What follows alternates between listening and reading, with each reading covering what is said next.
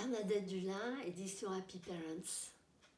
Pour honorer le festival de ma chère amie Satiana, je voudrais offrir ce texte pour dire à tous les enfants intérieurs et à tous les enfants combien ils sont uniques et merveilleux et qu'ils n'ont qu'à être.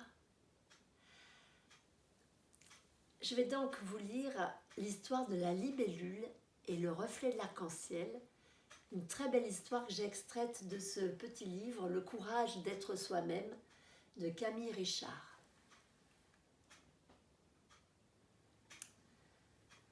Au bord d'un étang, aux eaux calmes et scintillantes, vivait une élégante libellule nommée Léa.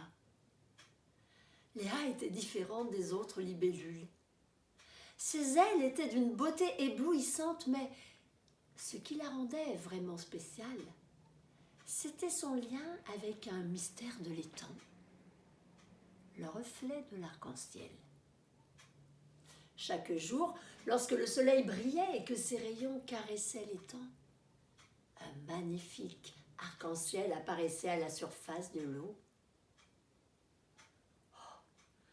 Les autres animaux de l'étang étaient fascinés par cet arc-en-ciel scintillant, mais personne ne pouvait s'en approcher car il semblait toujours flotter, juste hors de leur portée.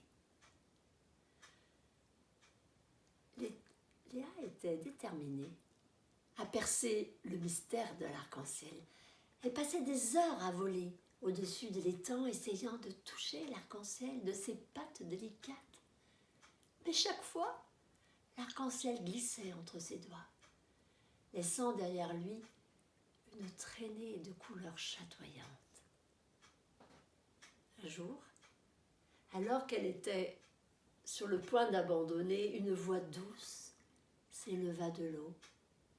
C'était l'arc-en-ciel lui-même qui lui parla. Chère libellule, je suis le reflet de l'arc-en-ciel et je suis ici pour te montrer quelque chose de spécial. Et pour le voir, tu dois regarder en toi-même. Léa ne comprenait pas ce que cela signifiait. Mais elle décida de suivre les conseils de l'arc-en-ciel. Elle ferma les yeux, plongea au plus profond d'elle-même et se mit à méditer. À l'intérieur, elle découvrit une lumière intérieure, une source de couleurs et de beauté.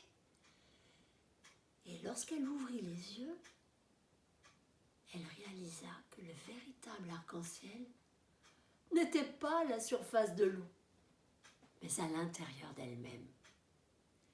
Elle avait trouvé la clé pour créer sa propre lumière et sa propre beauté. Désormais, chaque fois qu'elle volait au-dessus de l'étang, elle laissait derrière elle une traînée de couleurs magnifiques, illuminant l'étang de sa propre version de l'arc-en-ciel. Les autres animaux de l'étang étaient émerveillés par sa beauté. Léa avait compris que la vraie magie résidait en chacun de nous, que nous avions tous un arc-en-ciel à l'intérieur de nous, attendant d'être découvert. Elle enseigna cette leçon aux autres animaux, les inspirant à chercher la beauté en eux-mêmes et à la partager avec le monde.